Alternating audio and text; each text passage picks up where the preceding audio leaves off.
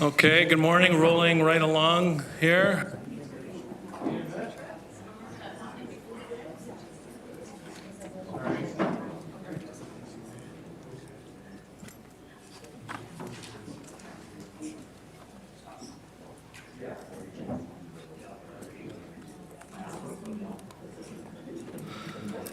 Okay, just waiting for technology to catch up to the humans.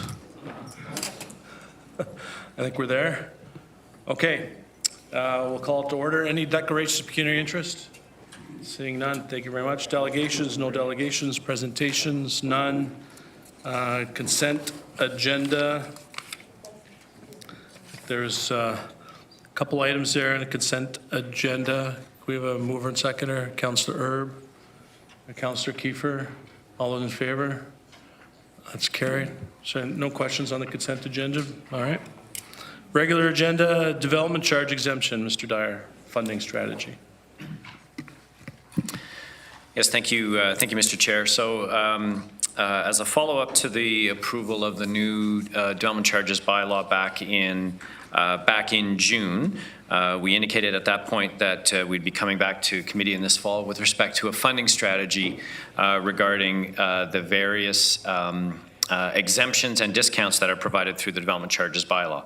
And of course, I think as council is well aware, where a discretionary exemption is provided, the Act does not allow the cost of that exemption to then be borne by other forms of development. And so if a discretionary exemption is provided by council, then those exemptions must be funding, and effectively we make the development charge reserve fund whole by transferring money into those reserves as if the development charges had been paid in the first place.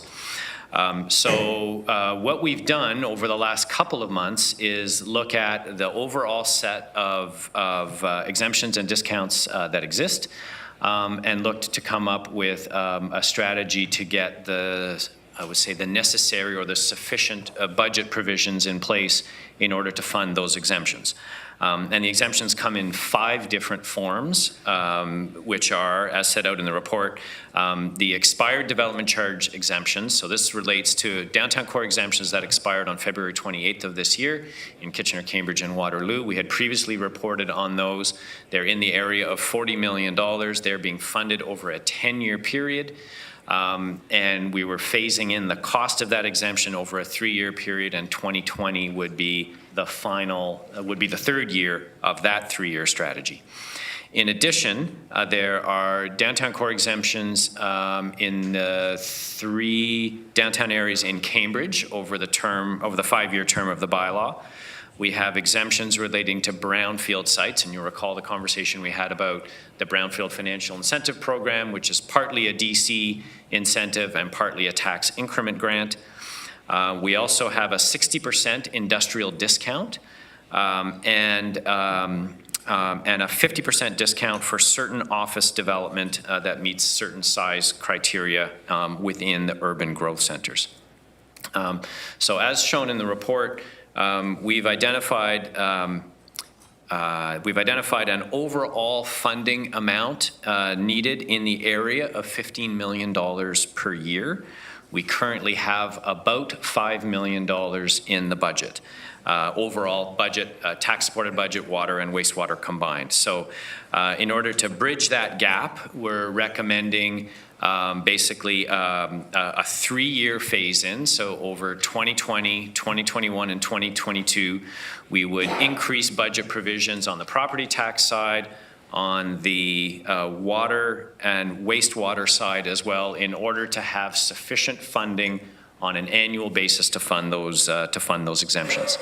It's extremely difficult to predict the value of the exemption in any given year, just because of the uncertainty about when development will actually make its way through. So we've tried to look at this over a 5-year period and say, this is what we think the value of the exemptions will be over that 5-year period, and to put that funding strategy in place.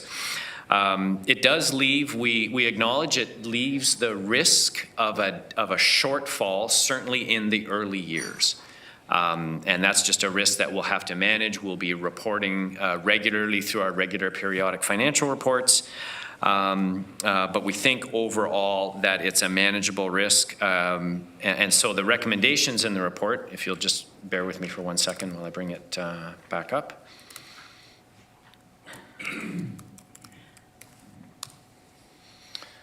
So the recommendations in the report relate to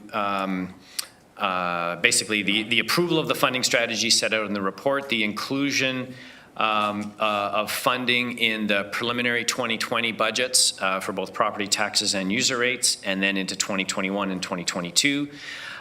Establishing a reserve, and the reserve would simply serve a stabilization function. So in years where we had fewer exemptions than budget, we would put that additional amount of funding into the reserve to deal with years when perhaps we'll have more projects coming through and we need to fund those exemptions in that particular year. And then, of course, we'll provide regular updates on an ongoing basis, both through budgets and through periodic financial reports. And with that, Mr. Chair, I'd be happy to answer any questions. Thank you, Mr. Dyer. I have 3 speakers. Councillor Romanovic. Thank you very much, and thank you for the report, Mr. Dyer. A couple questions for you. The RDC exemptions that we're talking about are in place now for the next bylaw, which exists for 5 years. That's correct. But you're looking, if I understand this correctly, you're looking at putting funding into base. Yes. Why would we do that when at the end of 5 years, we very well may not continue any sort of exemptions? Well, through Mr. Chair, I would say, first of all, you know, one of the components of the strategy is for exemptions relating to the expired downtown core exemptions up to and including February 28th of 2019, and we're funding those over a 10-year period. So we know we at least have to have enough money in the budget to deal with those exemptions over the 10-year period. You're correct. It's not clear what will happen after this 5-year bylaw. That being said, we don't believe we have a sufficient uncommitted level of reserves to tap into in order to fund this level of exemptions over the next 5 years. And so on that basis, and on the basis that there is some chance that exemptions will continue beyond the life of this 5-year bylaw, that it's prudent to put this funding in place.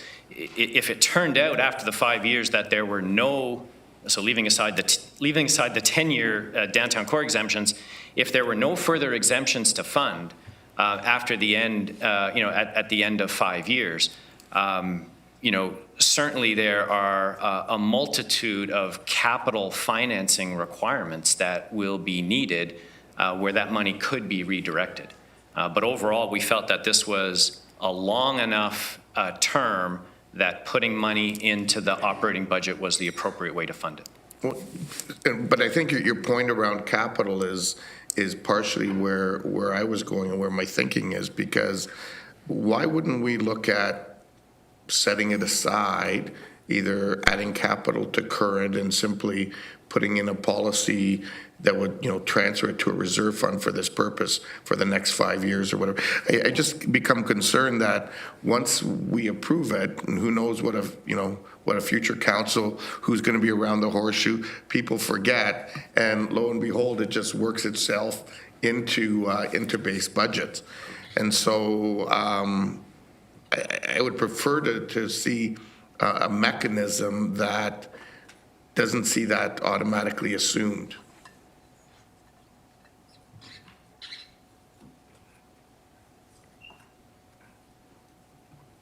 So through Mr. Chair, so there's a couple comments. So one I would say is the phase-in that we're proposing allows us to reevaluate, recalibrate, for lack of a better term, on an annual basis as to whether the amounts that we're projecting are going to be sufficient. be the first comment. Second comment would be, basically what we are recommending is a contribution from the current budget in order to fund these exemptions. That contribution is subject to budget approval each year, so there would be, at a minimum, an automatic annual check-in with council in terms of what the value of the exemptions have been, what our updated projections for what future exemptions will be, and whether we're on the right path and the right track in order to fund these on a sustainable basis. Okay, so I guess in that regard, then, and when it comes time to move the recommendation, I'd be prepared to move it, but I would actually add a line on that would actually stipulate that this actually, you know, for the duration of these exemptions, that this actually get highlighted as a separate report in each year's budget going forward while these exemptions are in place, so that it doesn't get lost. Sure, we could just amend point 5 there to include coming to Budget Committee. So we'll just, thanks, Councillor Manaville. Let's keep that in abeyance for now. We got a few other speakers. Chair Redmond. Thank you, Chair Strickland. Mr. Dyer's covered off one of the topics that I want to talk about, which is how the reporting is out. And this comment is not meant to question the merits of exemptions. I think that this council has demonstrated that there's a lot of support for it.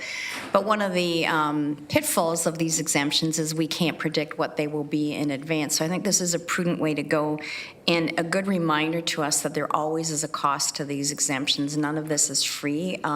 We do it because we think it's in the best interest of the people we represent, and that's why the downtown exemptions are continuing to go forward. But there is a cost to doing this, and it's deferred revenue, and we need to make sure that we've been prudent in trying to fund those. Okay. Thank you, Chair Redmond. Councillor Foxton. Thank you, and through the chair, I totally agree with what we're doing, and I would like to second the motion. It is just a concern that this is another added cost to the taxpayer. Do we know what kind of percent we're talking when we talk these amount of figures? Like for the 2020, when we say 2.8 million, what does that transfer in a percent tax increase? 0.5%? I would say it's approximately 0.5%. Okay, because I think we should have been going in this way for quite some time, because the costs are going up constantly. Our infrastructure needs repairs, as well as this. So this originally is for the exemptions to the development charges, but down the road, should it become abundantly wealthy, which we could all hope for, but doubt, then we have it as a backup for all for further infrastructure. I totally agree, and I would second the motion. Okay, thank you, Councillor Foxton. Councillor Galloway. Thank you, Madam Chair. I agree with the approach that staff are taking.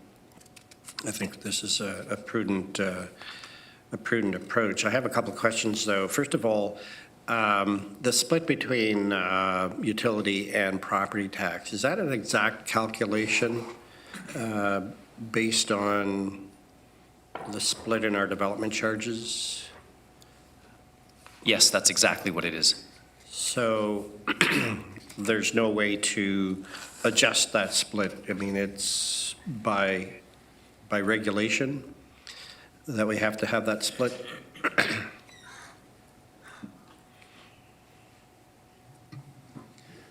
Through you, Mr. Chair, it's a really good question. I think the split itself is defined by the various components of the development charge. How the exemptions are funded is, I would say, a council decision. So if, just hypothetically speaking, there was a preference to fund the entire exemption from property tax, I can't think of any rule or restriction that would prevent you from doing that. I think Councillor Galloway was thinking of going the other way. I might have been thinking going the other way, yes. Nice try, though, But Mr. not- Dyer. Because I think this could be a debate that might take place again later during the budget process, potentially. I think for now, this is a prudent way to go forward, but it may be that when we get down to the last strokes on the budget, maybe this is something we can look at. I'm not predicting that, I'm just wondering whether or not legally we could consider that, or whether or not somebody could call us on that for whatever reason, I'm not sure. Maybe staff could to look at that. The next question in terms of funding, did staff look at, the next question is, were we carrying anything in our pro forma budget for this, or is this a new add-on? We've included this as a projection since the early days of our 2020 budget process. Okay, so the 0.5%? The 0.5%. Okay. And the other question I had was, did staff consider any use of the tax stabilization fund to soften this particular blow? Mr. Dyer? Yep, so through you, Mr. Chair. So yes, we did have some discussion at a staff level with respect to the tax stabilization reserve. We felt that because of the magnitude of the increase and the time period over which we feel the funding is necessary, that it was more appropriate to get an appropriate level of funding into the base budget.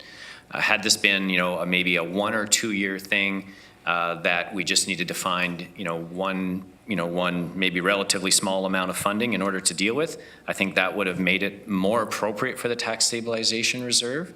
In effect, you might say we've done that anyway by phasing it in over 3 years. Another way to have looked at it would be to say we put the full amount into the budget, we show some of it from the levy, some from user rates, and some from the tax stabilization reserve. So I think in a way, maybe an indirect way, we're recognizing that there is the risk of a shortfall, particularly in the first couple of years of this phase-in, and if needed, then tax stabilization reserve would be where we would go. Okay, well, that's fine. I just wanted to make sure that it was considered. And I'm not suggesting I'm supporting doing something like that, although when the time comes to deal with the overall budget, we may be looking for avenues to reduce the levy impact. So keep this one on the list to some extent. Thanks, Mr. Chair. Okay, thank you very much, Councillor Galloway. I have no other speakers, so I think Councillor Galloway raises a good point that we need to remember this as we go through our budget process, and we have some flexibility there in the funding sources, either changing the percentage from our operating budget versus the user rate, and also potentially using the tax rate stabilization fund. And I think Councillor Ivanovich's proposed amendment to make sure this comes back every year to budget is a good one. I think that from a policy perspective, we don't have very many tools as regional government other than our tax rates and development charges to encourage specific kinds of development. And so by continuing the downtown core exemptions in Cambridge, by putting in the industrial exemption and also the 50% discount on commercial, these are tools that we have at our disposal that have worked in the past and hopefully will continue to work to encourage the kind of development that we want. But as you can see from today, they're clearly expensive. It's $15 million a year that we're asking our taxpayers to pick up to encourage this kind of development. And so we have to find a way to fund it. Over 5 years, we're looking at $75 million. And if we have to spend all of it, that's a good thing, because that means that the policy is working and the development's occurring in the way we want it to. But I think it's important for us when we make these policy decisions, which are good ones, that we recognize there's a cost to it, and this one is fairly significant. Okay, so Councillor Urbanovic, if you'd like to make that motion with your proposed amendment. Okay, and seconded by Councillor Foxton. All right, any further discussion? All those in favor? Okay, that's carried. Thank you very much. Good discussion. Thanks, Mr. Dyer. All right, information, correspondence, council inquiries, other business. Next meeting, motion to adjourn. Councillor Harris, Councillor Jaworski, all those in favor? That's carried. We're adjourned. Thank you.